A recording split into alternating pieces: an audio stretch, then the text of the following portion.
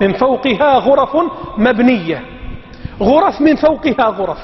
هذه الغرف سبحان الله يرى باطنها من ظاهرها وظاهرها من باطنها. يرى ظاهرها يعني لصفائها وجمالها وبياضها وشفافيتها، يرى ظاهرها من باطنها وباطنها من ظاهرها. هذه الغرف مساكن، الغرف غير القصور، الغرف مساكن عالية.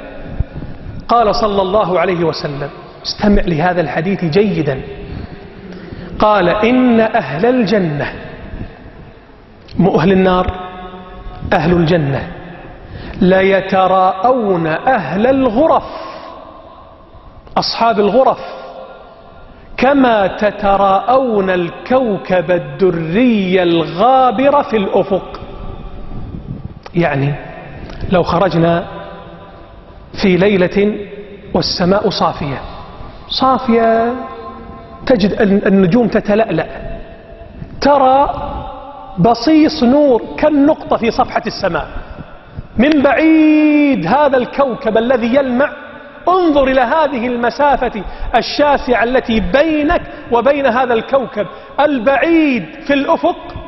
كذلك أهل الجنة في الدرجات الدنيا يرون أهل الجنة في الدرجات العلى من أهل الغرف كما نرى الكوكب الدري الغابر في السماء، لتفاضل ما بينهم.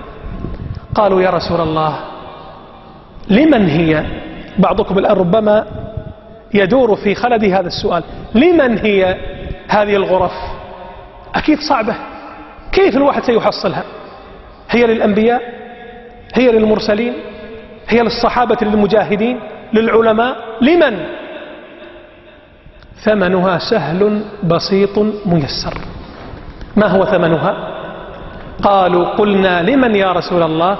قال هي لمن أطاب الكلام، كلامه طيب، ليس بالفاحش ولا بالبذيء، ليس بالسباب ولا الطعان ولا اللعان، كلامه طيب. يا جماعة الخير هذا يحتاج إلى مشقة أن الواحد يكون كلامه طيب؟ أبدا، أمر سهل ويسير. يتبسم في وجوه الخلق، يدفع الإساءة بالإحسان، يعفو عن من ظلمه، يسامح من أخطأ عليه. قال هي لمن أطاب الكلام وأطعم الطعام، يطعم الطعام، ونحن الآن في شهر الإطعام والخير. قال وأدام الصيام، أدام الصيام، الصيام سهل إذا تعود عليه الإنسان يكون سهلا ميسرا. قال وأدام الصيام وصلى لله بالليل والناس نيام. 4 أمور سهلة يسيرة على من يسره الله تبارك وتعالى عليه. نسأل الله أن ييسر لنا ولكم ما يحبه ويرضاه. هي لمن أطاب الكلام وأطعم الطعام وأدام الصيام، يصوم 2 وخميس، 3 أيام من كل أسبوع، 6 من شوال، عاشوراء، عرفة، يديم الصيام. قليل دائم خير من كثير منقطع، ولو أن تصوم يوما في الشهر. أما أن صمت 3 أيام يسير، 3 أيام فهو صيام الدهر، لأن الحسنة ب10 أمثالها. صم 3 أيام من كل شهر، سواء أيام بيض أو غيرها، يكون صيام الدهر، يكون أدمت الصيام.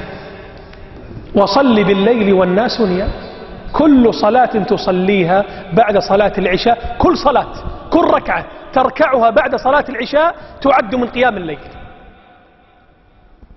صليت العشاء، صليت السنة، تخشى إذا ذهبت البيت تنشغل مع الزوجة والأولاد فيذهب الوقت منك، صلي في المسجد، صلي حتى تضمن رأس المال، تضمن، صلي في بلس. كل صلاة بعد العشاء تعد من قيام الليل. صل 2 ركعتين.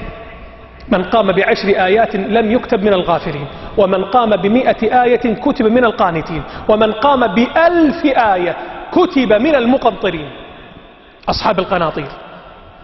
صل 2 ركعتين في ظلمة الليل لوحشة القبور. إذن هذه الغرف لمن أتى بهذه ال4.